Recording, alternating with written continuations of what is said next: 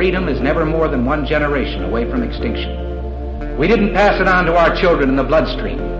The only way they can inherit the freedom we have known is if we fight for it, protect it, defend it, and then hand it to them with the well-taught lessons of how they in their lifetime must do the same. And if you and I don't do this, then you and I may well spend our sunset years telling our children and our children's children what it once was like in America when men were free.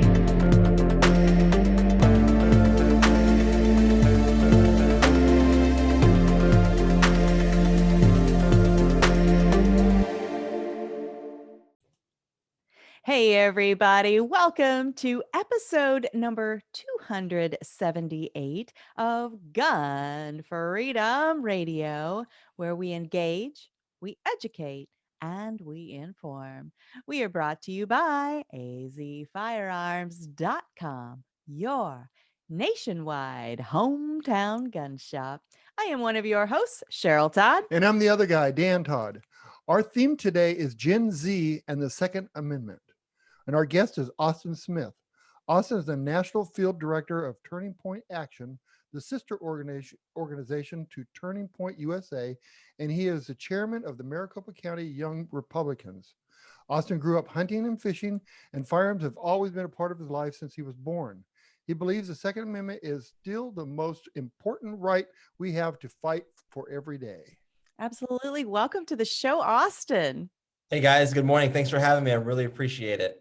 Yeah, this is really exciting. I started thinking about, the millennials. You're a millennial, probably. Are you part of that generation? I'm the last year of millennial, Last year. And you are far from the stereotypical. and then we have this Gen Z hanging out there. They're calling them the Zoomers. Mm-hmm. And so I thought, well, let's talk about the Gen Z and the 2A, and who better to do that with than somebody that is out there working on, college campuses and with the young people. How did you get involved in this? I know you say you believe the 2A is the most consequential right we have, but a lot of people could have just been like, yeah, it's important, but I got these other things I got to do. Sure. So I actually my first ever political rally I went to was in 2010. I was 15 years old with my mom and dad at the Arizona State Capitol to a Tea Party rally. I grew up loving history, loving economics in school. That was fun. And I always just had an interest with that. And I could never not be entertained with watching some boring political documentary on the History Channel when I actually played history shows rather than like the aliens on there. But I was just really engaged with that. And in my house, we grew up hunting and fishing, combat veteran family. We always had firearms in our house. And so it was a generational thing. When my family came to Arizona before statehood, my great-great-grandfather came over on a covered wagon from Mexico. And then on the other side of the family, my great-great-grandmother came over on a covered wagon from Oklahoma. And so they were pioneers, they were rugged. And firearms and the firearm culture were always a part of my life. And especially hunting, we always use different types of firearms and different types of hunting that we do. And so it's just a way of life for us. And I think there's a lot of Gen Zs and millennials, they may not be identified one way or another on the political spectrum, but they grew up with firearms in the home. Or they may not be interested in politics because that's what I believe. It's a part of an American culture and our heritage. And I think that Generation Z, since they're much more conservative, they're actually going to be much more pro-Second Amendment than any other generation I think has been in the past, maybe since the boomers. Wow. Well, and maybe that's why they call them Zoomers, because I have been reading that there is a lot of similarities. And maybe it's that pendulum swing, that we tend to go way to one side and then start shifting back over, and holy cow, we're a little bit pegged right now. There's some crazy stuff coming our way for gun rights, for gun laws. And, it's a state level, federal level. And so even though the Second Amendment is a non-political issue, it is part of the Bill of Rights. That's for everyone. We do have to engage with it in the political sphere because it's been made political. It's been made this political football for politicians to kick around and throw words around that sound all common sensey, right? And so we do have to hope, I guess, hope that the next generation will engage at the voting booth. And so when you are talking to these, either newer voters or future voters, depending on where they land with their age, what are you gleaning from them? What do you sense from them? Even if they believe that guns are a good thing and have them in the home, that doesn't automatically translate to I'm going to pay attention to the issues and vote to protect these rights. So over the last year and a half, especially leading up to the election cycle a year before and then during it, a lot of Gen Z and the latter half of millennials, which I'm considered to be, you can almost consider Gen Z. But the two biggest issues that we've always run across have always been jobs. It has always been the free market economy. And the second has been free speech. Now, you can tie free speech into, obviously, that's the Bill of Rights and the First Amendment. But the Second Amendment doesn't really come up all that much because we have lived in a society lately where we've seen mass shootings in schools, where sometimes guns are taken out of the household. A lot of moms and dads maybe not own guns, or they have a firearm culture in their family. And that's not necessarily Gen Z's fault or some of the millennials. It's because of the household and the upbringing that they've been around. So I give a perfect example is that when I was in high school and in grade school, my dad had a gentleman that he did business with, and his son was actually going to join the Army. And he had never actually fired a gun his entire life.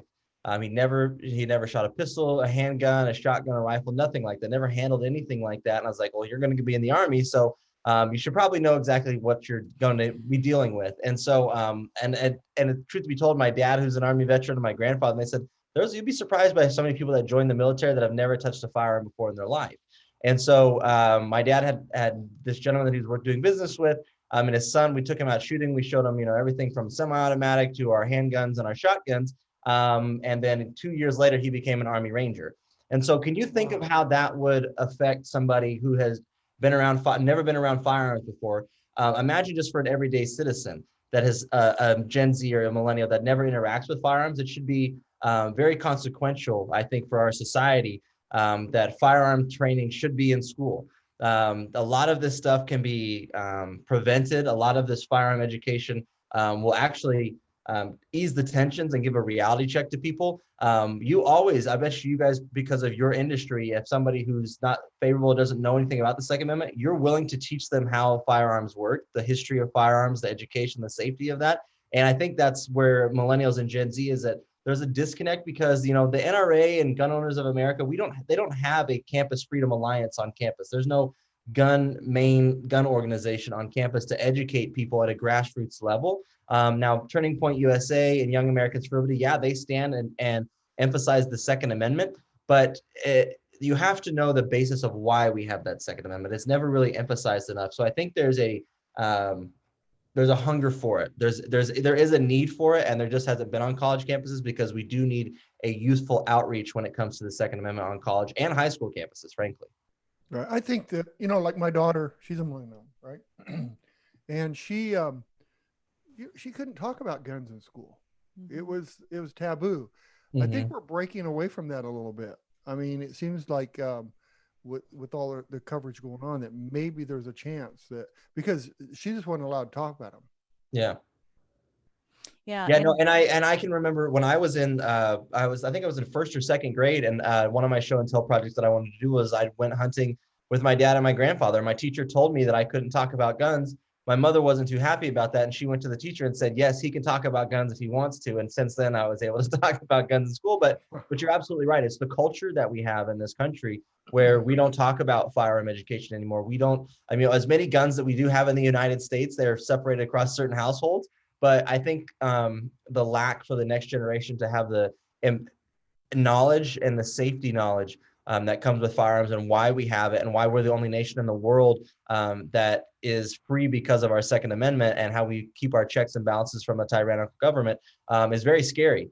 And, boomers and Gen X, they're going to eventually die off, and it's going to be millennials and Generation Z. And I think without that knowledge, institutional knowledge of firearms, it's not looking pretty good. No, you are so exactly right. And how quickly it changes. I mean, we open this show every week with clip from a speech that President Ronald Reagan gave years ago. And he says, our freedoms are only one generation away from extinction. And if we aren't that bridge, you know, the, Yeah. the boomers to whatever my generation is, I forget, but Mine's a dinosaur generation. dinosaur generation. But if we aren't doing our part, then the next generation can't value what we valued. And how quickly things do change. When Dan was in high school, there was firearms education in schools, and he would actually go hunting. Here in Arizona, we used to have a lot more open land than we do today, but he would go hunting after school with his teachers. My gun was in the rack at school, dove parked hunting in the parking lot, and ammunition. so were a everything. bunch of other kids, Yeah, and nobody freaked out. And I will say, when I was in high school, on Wednesday, school would start till not till 9 o'clock. And my buddies and I, we would go dove hunting in the morning during dove season, but we had to take our guns back home before we went to class. Yeah. It's no joke. Yeah, no, it is no joke now, but it's just a shame that the culture of education somehow just stops when it comes to these life-saving tools. And I'm hoping that with the work that you're doing and others, there's an organization that I'm on the board of, the Second Amendment Institute, and they work with students for self-defense. And I think they do have a chapter on a couple of campuses here in Arizona, but a few around the country. It's a growing thing, but there is so much pushback. Yeah. It's almost impossible to get the message out. And then, we have a year like COVID, and then there are no kids on campus. So how do you reach those kids? What have you done during this bizarre year to continue to message to the people that you're trying to talk to about all of the important things that you do? Sure. So when the lockdowns first happened, obviously it kind of came, with a shock. We didn't know what we were going to do because our stuff was, in politics. It's better to be in person with somebody, trying to convince them one way or another. So we did have to go virtual, and we had to bring in speakers from all across the country, whether they're governors, congressmen, senators, social media influencers, Fox News contributors, and do webinars once or twice a week just to keep people engaged. And that was really, really tough.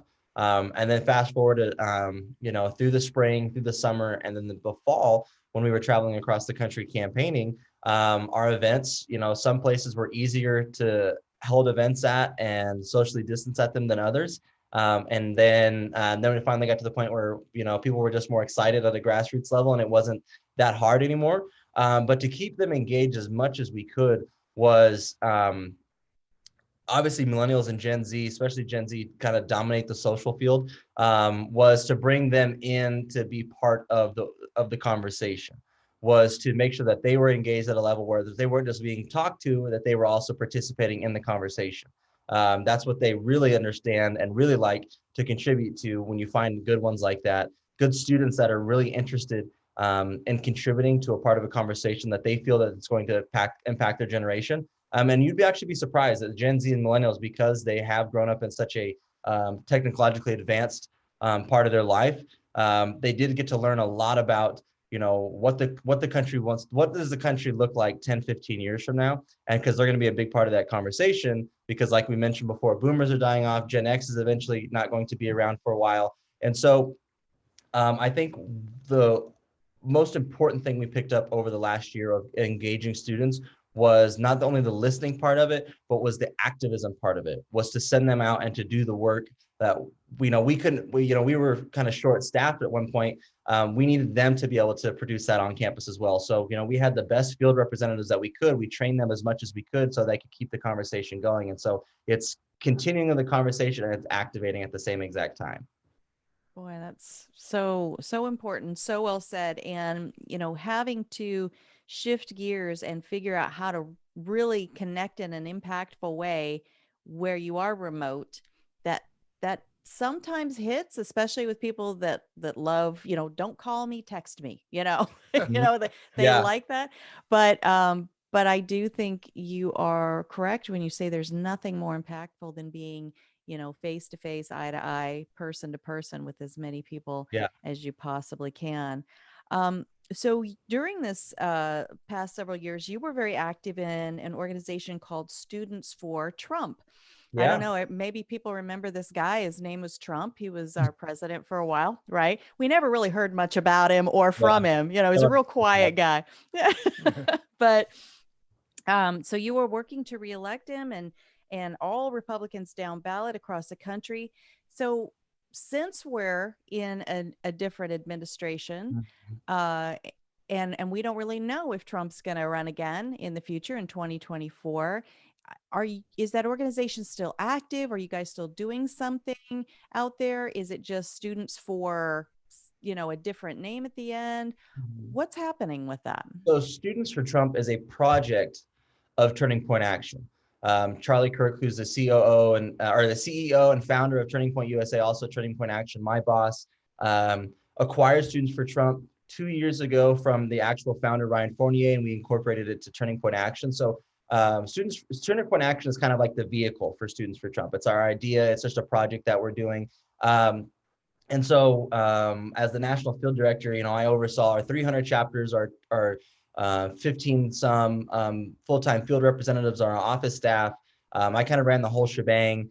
And one thing that I did learn about the Trump administration, and I guess just obviously kind of conservative politics in general, is that your litmus test is where you stand on the Second Amendment. And it didn't matter which part of the country that we went to.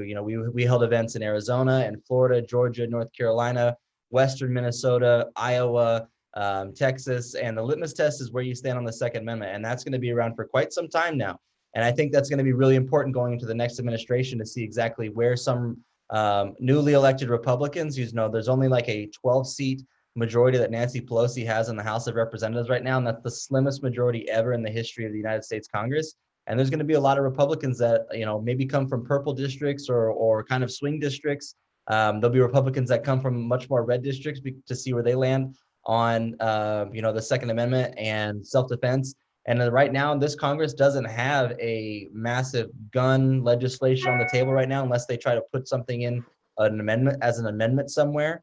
And obviously, with a Democrat president, it's more likely to, get a signature on something like that. And with a Democrat Senate, but we still have the filibuster.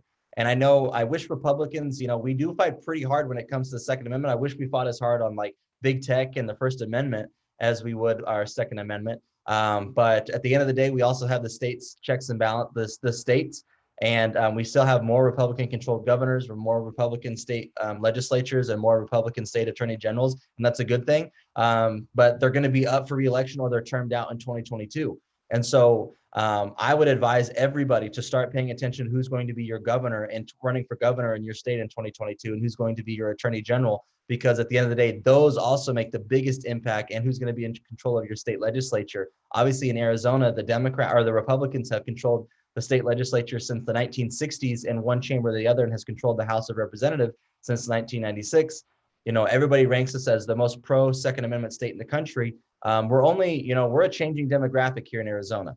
It only takes 1 or 2 votes to flip the legislature here in Arizona, which is looking the way that it's going to be. It's 2 or 3 seat majority, one party, political party or the other, one governorship, and those Second Amendment rights can be erased just like that. Ted Cruz obviously came out with a book that said it was called One Vote Away, on the Supreme Court, your state Supreme Court, the United States Supreme Court. Everybody should need to be gearing up now, not a year from now. They need to be gearing up now to help good pro Second Amendment candidates win on the ballot box in 2022. Amen. Yeah, definitely. Amen to that. And one of the things that I have noticed within the gun rights advocacy activist community, and I think conservatives in general, is, we really kind of have this, live and let live. We're not the ones that are out there usually gathering all of our friends together and, looking all in the same direction. And, so that works against us in a lot of ways. And it causes us to always be reacting to what's going on rather than being proactive and getting ahead of it. And so the words that you just said, start now, start yesterday, right? Paying attention, starting to find people to either support who are thinking of making a run for office, new, fresh voices, or maybe being that fresh voice yourself. I'm talking to the listeners out there, right? Not just in Arizona, but all across the nation. But here in Arizona, so often, people have thought, well, yeah, we are the most freedom state as far as guns go. And, so we're Arizona, we're good. We don't have to care about it. Well, guess what? Guess what? Somehow we turned blue. While you were sleeping, we turned blue. So why do we care? We care because the Democratic platform, maybe not your Democratic neighbor, but the Democratic platform is all about guns are bad. And we've got to do something about the guns themselves and those weird fringe people that happen to like guns, right? Yep, absolutely. And I think what's going to be critical in supporting candidates, pro Second Amendment candidates, pro self-defense candidates, I should say, that's where we need to, really shape the conversation. As when they hear pro Second Amendment, some people who may be on the fence, or Democrats, they may lean more conservative, but they're not that big on the Second Amendment. We need to say we're pro self-defense. I'm pro human self-defense. And so, the conversation needs to be wrapped around that, because when they hear Second Amendment, they think, oh, just guns, you're just gun-toting redneck hillbillies. And like, well, yeah, which some of us are, but we're pro self-defense. You say that like it's a bad thing. Yeah, you are the last line of defense for your family, for your life, for your individual freedom, for just the incumbents of human dignity. You are the last self-defense. You're the last part of that, especially in your family. And so another aspect that's really going to be important is grassroots gun organizations like yours that make a difference. Obviously, you have the NRA and GOA, and they put money behind candidates and support and endorse candidates, but it's really at the grassroots level that ended up making a difference. In the state legislature, any grassroots gun organization, advocacy group, you guys have to be involved. Start a political action committee, start an independent expenditure supporting candidates that are running for Congress, supporting ones that are running for the state legislature, even your school board, that want to help support, having school resource officers on campus to defend the school. I think that's what our movement is missing, and as a conservative movement in general, is that we do have big groups for advocacy for the Second Amendment and supporting candidates that support it, but at the grassroots level can really make a difference in these really tight races, and especially in your community, because obviously we think of the presidency, the Senate, and the U.S. House having the biggest impact on our lives, well, which to an extent that they do, but it's really the government in your back door, your city council and your state legislature and your governor that really make the difference. And we should challenge every gun organization across the state, like yours and like thousands of others, to be involved in 2022. Right now, start raising money to support candidates and to, put ads out against bad candidates that want to take away the Second Amendment. Knocking doors for these candidates, that makes a big difference. Raising money to have literature to drop on people's doors. I can't tell you, in 2018, when I was actually managing a state Senate campaign for a state senator here in Arizona in the West Valley, one of the things that, we would be on our books and we would see, who these registered people were, if there was somebody that we needed to give, a mailer to. And there'd be some people on there that we would see registered as voter, or that wouldn't be registered as voters on our thing, but I'd see an NRA sticker or a GOA sticker, or they'd have some type of gun or hunting thing on their car, or a Don't Tread on Me, or a Gadsden flag, or Molon Lab somewhere on their truck or at their house. We would go and talk on that door, because we would encourage them, like, hey, I know you like guns here, you probably have some in this house. He's like, but are you registered to vote? No, that doesn't matter. I was like, well, it does, because at the end of the day, the one person or the other on that ballot is not too happy that you have a Molon Lab sticker on the back of your truck, and it's going to be up to you. It's you and I are the last line of defense to stop the eradication of the Second Amendment, and that's going to be everybody's job between now in November of 2022, is registering voters and supporting candidates that support the Second Amendment. Oh man, we're just going to put that on the replay. We're just going to loop that and loop that, because you said it all right there. Yeah, I don't even know what to say, because he's got it all. The only thing else I could add to that, I guess, would be that, there's 8 million new gun owners. Mm-hmm. And if there's a way to get to those, and I think the best way to get to them is individuals. You know, Yeah. me going, taking somebody shooting or teaching somebody that just bought a new gun, how to operate the gun and let them know, you know, why it was difficult to buy your gun. Cause you know what? They were surprised. They walk in the door and they were delayed or denied or not denied, but delayed. Mm-hmm. And they couldn't pick up their guns and go, why? I'm okay. Why can't I pick them up? And some were denied that had to go and appeal and they were cleared. Yeah, because, like a false denial. you're right. So we've had several people that say, I thought I could just walk in the door and buy a gun. And we say to them, you know, this is why we need to vote. You know, you can't buy guns online. You know, they're all this rumors that are being spread. So I think that getting to those 8 million new gun owners would probably help too. So Absolutely. What would you say if you could, you know, say one thing to all those brand new first-time gun owners? Many of them, most of them in our experience with our gun shop, weren't people that were like, you know, at some point I'm gonna own a gun. The majority of them, they were sober of mind, but they were like a little bit, you know, deer in headlights, thinking I would have never guessed that I was going to be a gun owner, and here I find myself doing this. If you could say one thing to them, leave them with some nugget of knowledge, what would that be? Don't stop. Continually educate yourself. Buy more guns. Learn about more different types of firearms. Start out easy. It's important to have a mentor, I would say. I was lucky enough to grow up in a house where I had a dad and a grandfather and uncles that took me hunting. We would go shooting.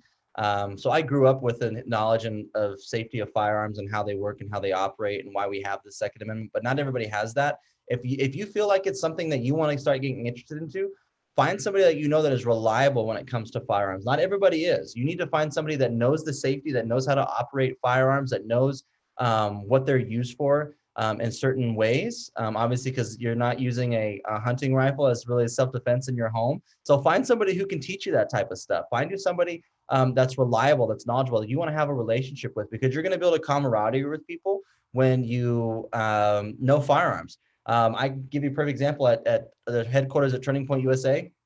A lot of us all here carry. A lot of us, you know, in the wintertime when it was nice and cool before we had to travel for some of our conferences and stuff, we go shooting together. We'll go shoot clay pigeons. So I'll bring people out to the desert where my family has property, and we'll go shoot clay pigeons together. Go back home and drink beer and have a steak or something. You build a camaraderie with people. You start to understand that, you know, it's a part of American culture and heritage, like I mentioned earlier in the show. And it's got to stay that way. And it only happens if we educate people. It's only if we bring more new people to the table, people that are skeptical, especially, and show them like it's kind of like planting a seed. Just over time, you're going to learn that this is a really cool thing to be a part of. And it's a part of our history since the birth of our nation.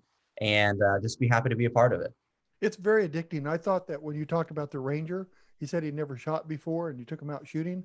I thought you were going to tell me he decided not to go in the Army and decided to open a gun shop. You know? You may come home and open one. You never know. Yeah, because it is addicting. And, you know, I think another thing, I think guys do a great job with what they do, but I think that if we get more women involved, women are great at marketing. They're great at socializing and all that. And that would really help too. Yep. You know, so. For sure. So as we just start wrapping up, I am so excited that you are going to be one of our speakers this year at the 2021 Second Amendment Rally that we're holding on Saturday, February 20th at the Arizona State Capitol on the lawn there from 10 a.m. to 2 p.m. And, you know, this is one of those, you know, bring the whole family. This is a celebration of our rights. There's going to be food and vendors and amazing speakers like yourself. And, you know, especially with, you know, the stuff that's happened this year, the stuff that happened at the U.S. Capitol, there are some people that maybe are feeling like, well, we can't get together anymore because, you know, they think that we'll get labeled as something that we're not. What do you say? Why would you say that it is still important for us to gather together at events like this? Sure. It reminds me of a quote by Andrew Breitbart where he said, walk towards the fire. If they're saying things against you, that's because they know you're doing something right. If you're walking forward and doing it, that means that you're showing other people that they can do it too. We're not some crazy fringe group. We just love the Second Amendment. We love our right to keep and bear arms. It's a part of our American heritage and culture. People are always going to label us as, especially on the far left, as gun nuts and gun clingers, and which we are, and we proudly wear that as a badge of honor. But you can't let it stop you. That's what they want you to do. They want you to feel bad for exercising your right to peacefully assemble. They want you to think that your freedom is selfish, and that's not the case. We have to continue to hold the line. We're not violent people. We're not there to cause a ruckus. We're there to exercise our First Amendment rights and our Second Amendment rights, which are constitutionally protected under the First and Second Amendment. And they're going to throw everything that they can at you sometimes to not be a part of these type of things, but hold the line. Don't listen. You're there with people who agree with you, and if you're able to say that you're there doing it, they're going to be able to think that they can do it too. That's fantastic. I love it. And I am super excited that you're going to be one of our speakers. But, we keep talking about the First Amendment, the Second Amendment. We've talked about it being in the Bill of Rights. Of course, the Bill of Rights is the firewall that's in our Constitution that our founders, said, well, these are the things that the government can't get on the individual freedom side of. And yet we've let enough holes get poked in it that the government does get on the freedom side of it, the individual side.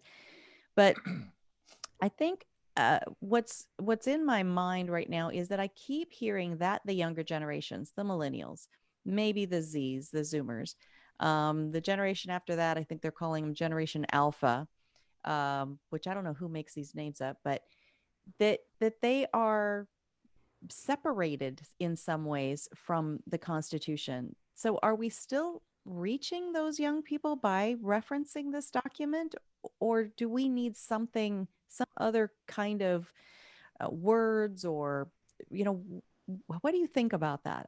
Does this even matter to those generations anymore? I think to an extent it does. Jock, you mentioned before, Generation Z is becoming much more conservative than the previous generations, like millennials. And obviously, you guys maybe have heard of TikTok. So a lot of these other social media platforms, conservatives are starting to dominate. That's why we're being deplatformed in certain ways, because we're starting to reach people in ways that the left typically dominated, especially in pop culture. In my opinion, Donald Trump was the pop culture president, and he reached people in ways that no other politician could in a long time. And I think younger conservatives, that's why a lot of people are being deplatformed and removed from social medias, because we're reaching people in ways that the left had typically dominated. We're reaching people through those social media avenues with conservative beliefs. And the Second Amendment and First Amendment and the Bill of Rights as a whole are core tenet of the conservative movement. And so I think over time, you're going to see that it's continually growing. Like I mentioned before, a lot of us here at Turning Point USA, we're all gun nuts. We all carry together. We go shooting together. And a lot of them are people, the average age is between 20 and 25 years old here at Turning Point, or 21 and 25 years old. And a lot of people our age are starting to be more fully aware of what these things are, because campus activism is getting really big. Whether they, agree with it or not, they're fully aware of what it is, right or left. So, as long as we continue to hold the line and keep pushing people in the right direction through as many social media avenues as we can with our activism, I think it's going to make a big difference in the long run, 10, 15 years from now, only if we keep it up. We can't, let these people tell us that our freedom is selfish. We have to keep activating and keep pushing and mobilizing people. Awesome.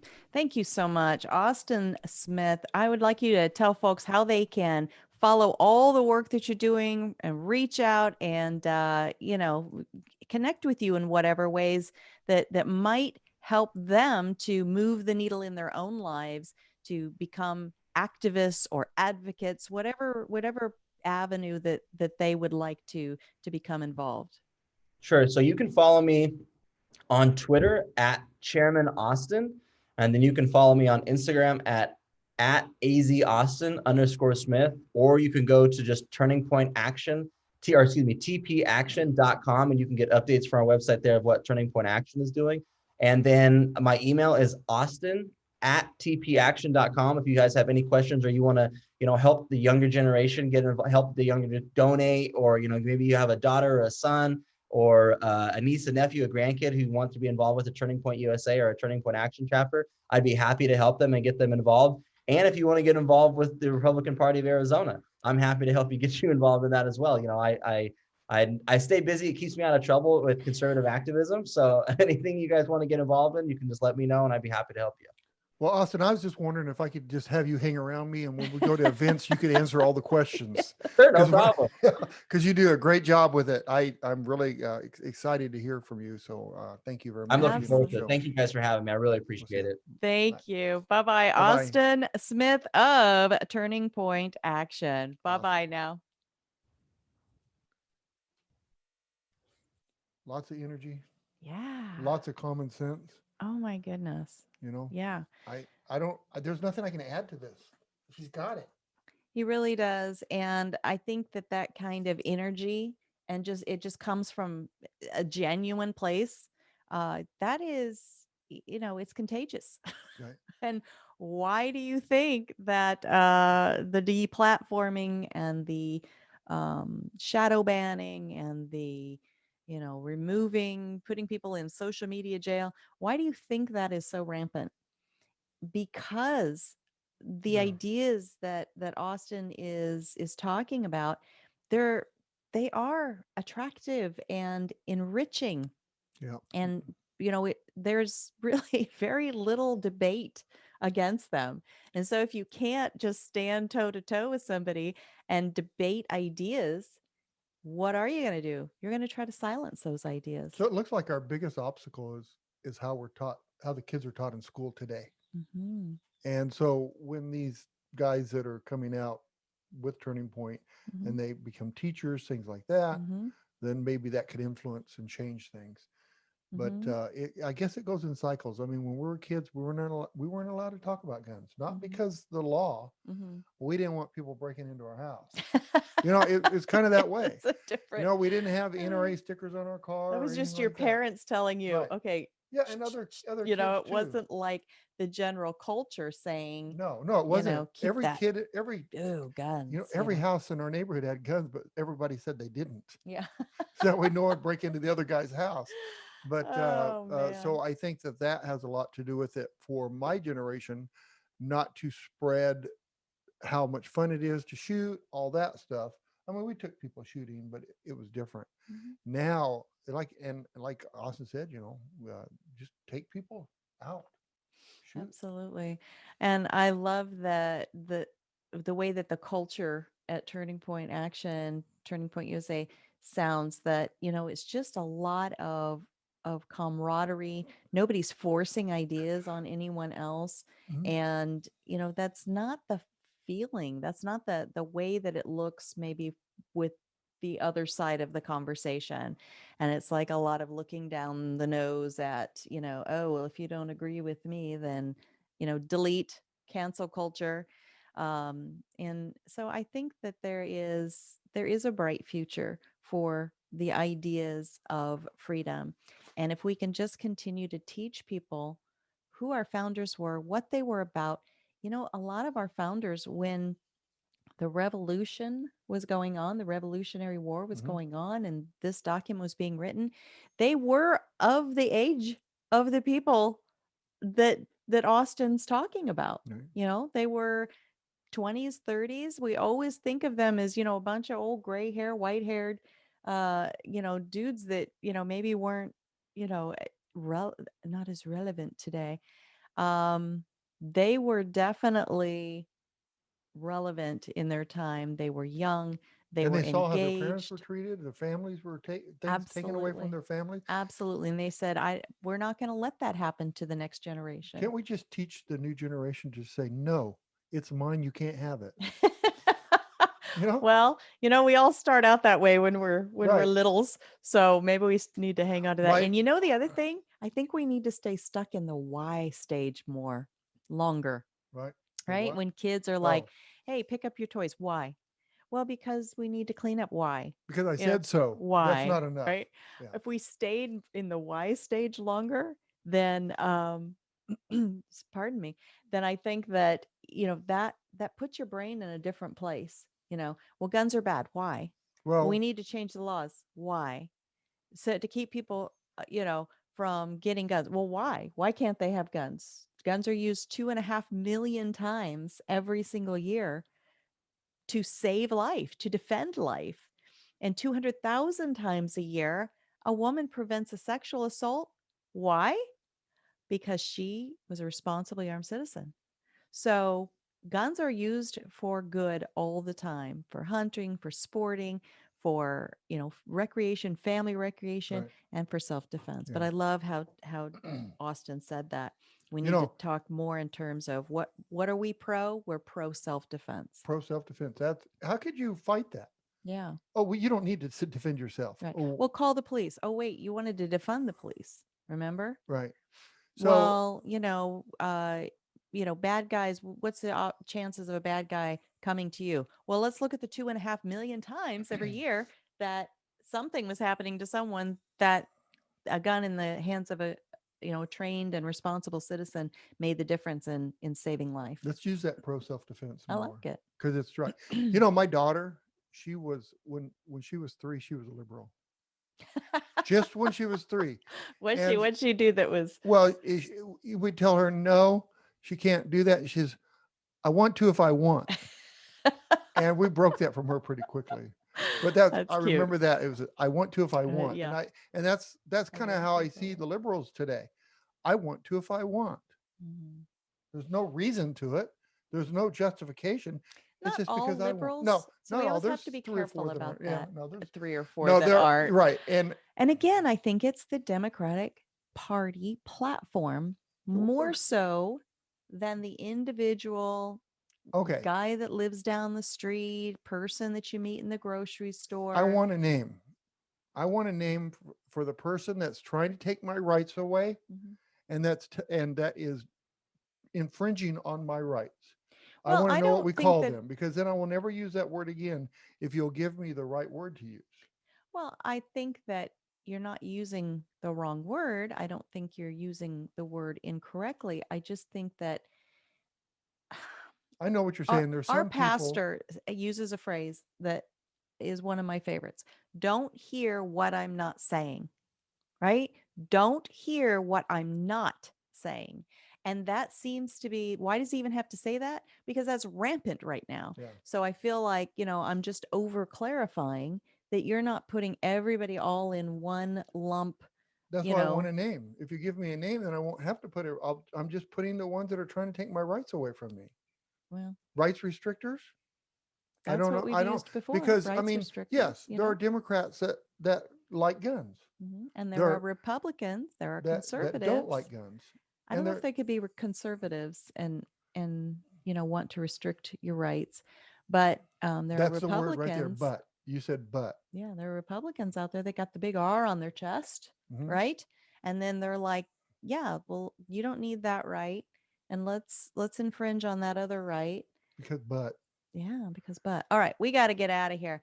What a great conversation. What an incredible honor and blessing that it is for Dan and I to get to be here, talk to amazing guests yes, like Austin Smith of Turning Point Action, and that our listeners, the people that could be anywhere doing anything, take the time to tune in and listen to these conversations. It's amazing. yes. Thank Thank you you. so much. And we see you. We see you all over, not just the nation, but all over the world. And we know you're there. We value you. Thank you. And then when you take those conversations into your sphere of influence around your dinner table, your carpool, the next Zoom meeting that you have, you know, that's really the value. I But mean, talking about it makes the difference. mhm, If you just hide it to yourself, if you mhm, don't bring it out, mhm. It's always surprising to me that, um, you know, sometimes I'll be in a situation and I'll feel like, maybe this person isn't somebody that I can lean in with my whole Second Amendment. I own a gun store. Maybe I should talk more about our auction house or just our grandkids. Can't even talk about the weather anymore because, global warming, all that. But if I do take that risk and I do say something about, being a conservative or a gun owner or a gun store owner, 99.9% of the time, it allows that other person to be able to say something that maybe they were afraid to bring forward, Like this? even if it's Oh, not. honey, I like guns too, but do we need those gray, ugly AR-15, The 17s or black whatever ones, they're, the black but it does give you a AR-15s. They're chance to like have a conversation. they're like the Black Widow Right. spiders of rifles, right? Right. Well, and that's okay, because It's not a that's fight, it's a conversation. it's a conversation. And sometimes, yeah, it's not like they're going to go, oh yeah, I'm so glad you said that because I agree with you. But it gives them a chance to have a conversation with someone who's reasonable Right. and calm and logical, that maybe they wouldn't have had the opportunity if I hadn't, or you haven't, But make it a taken that conversation. risk and stepped out of your comfort zone. Make it a conversation, not a fight. And For sure. you can always talk more later. Sometimes it's best to end it and then come back to it next time you see him. Absolutely. Give them some time Don't to let think it about blow it. up. So, right. Don't let it blow up. There's too much of that energy out there. The silencing, the canceling. Let's not do that to each other as individuals. I don't think we really do, honestly. I think that is some So the kind of. weather and global warming, what do you think about that weather and global warming, ma'am? I think Are you going to that yell at me and scream at me? I think that it's it could be something that's out there. I don't know It how was much just a it's joke. man. It was a joke. I know, but I want to answer it. I don't know how much of it man has truly impacted. But the thing is that how many times have we heard through this COVID season, the cure can't be worse than the problem, right? Uh, that's what I always see with global warming, is the thing they want to do to cure it, as if we really can. I'm not sure we can. To me, feels like it is worse than the problem itself. So it's hard for me to just dive on board and go, oh yeah, we need to, Well, whatever their I think they're thing going to is that they're going to they're have to talk to God regulating about now. that. They have to pray to God about that one because this world has changed so many times, and the deserts were forests and the forests were deserts. There's Mhm. proof of that. So were they concerned about that before there was even people on Earth about global warming? But they couldn't tax back then. Oh, the tax. Oh, that's what it is. I'm just saying. But The anyway, tax. all right, moving along. All right, thank you so much again to Austin Smith, our guest, to all of our listeners all across the world. If you've missed anything about this show, or if you want to go watch any of our shows or listen to them, you can watch them on OpsLens app on your smartphone, on YouTube, on Gunstreamer, multiple different platforms out there. If you just want the audio version, you can go to GunFreedomRadio.com, click the On Demand tab, and binge listen To to your your heart's heart's content, content. and you won't have to look at me. All, all of the episodes that we have there. And if you want to learn more about our guests, click the guest tab. You'll see photos and bios and links to all the guests we've ever had on, subject matter experts in numerous fields. And it's an incredible resource. And we do not hate it when you spend some time there. All right, we've got to go. So until next time, please pray for our nation. Pray for our elected officials. All of them? All of them, Dan. Okay. Even the ones you don't like. Even the ones we want to recall? Even the ones we want to recall. Gavin Newsom. We don't even live in California, and he's on our last nerve. But that's a different story for a different time. Anyway, all of them, even the ones that are on our last nerves, be good to each other. Have a great week, and God bless. Bye-bye.